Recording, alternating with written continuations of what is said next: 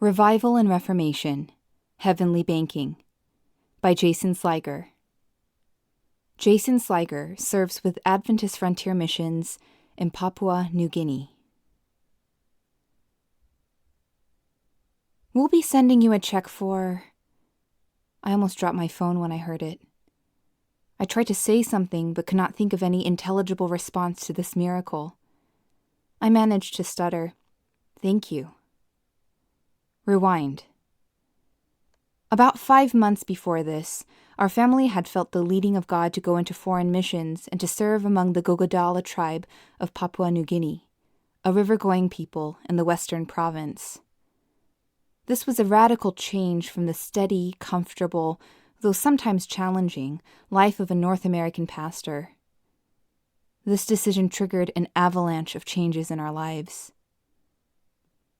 As my wife and I poured our hearts out to God, asking for His leading, we sensed His moving us to step out in faith and for me to quit my job. Getting to the mission field as quickly as possible was top priority for us, so I notified the conference of our decision to move into full-time support raising for our project. With their blessing and the blessing of our local churches, we began to pray that the Lord would supply our needs and be our support during this huge transition. About 2 months into my unemployment, I was suffering from mental fatigue. "Give us this day our daily bread" meant increased faith, but diminished finances.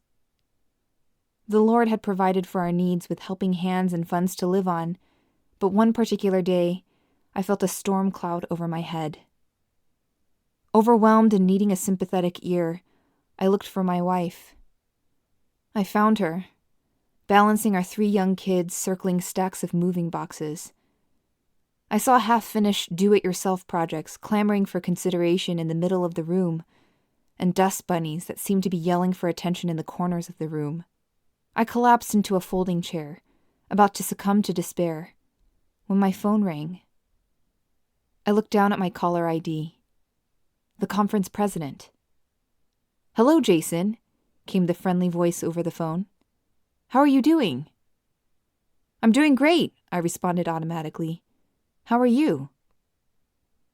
It was then that God overwhelmed me with the miracle. We had changed church districts about 3.5 years before this. Apparently, I should have received an increase in my cost of living allowance, but it had been overlooked. Hence, the phone call. "Jason, we owe you some money, and we want to make it right. So we'll be sending you a check for $18,000. I finished the call and hung up. In complete shock and disbelief, I told my wife. She started crying tears of joy. I just stood there, with my head in a fog. Did that just really happen? Later, it struck me. 3.5 years before, God had impressed us to open a savings account so that when we needed to know that He was still in control in our lives and that we were in the center of His will, He could drop a blessing in our lap. This was an unbelievable blessing. "But my God shall supply all your need, according to His riches and glory by Christ Jesus." Slowly, I am learning that God steps in when we are utterly and completely dependent on Him.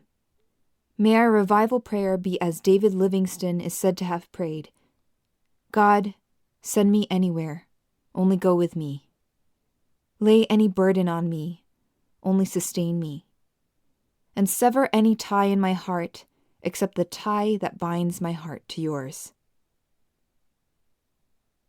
For bibliographical and biblical references on this article, and for much more content for pastors and church leaders, please visit ministrymagazine.org.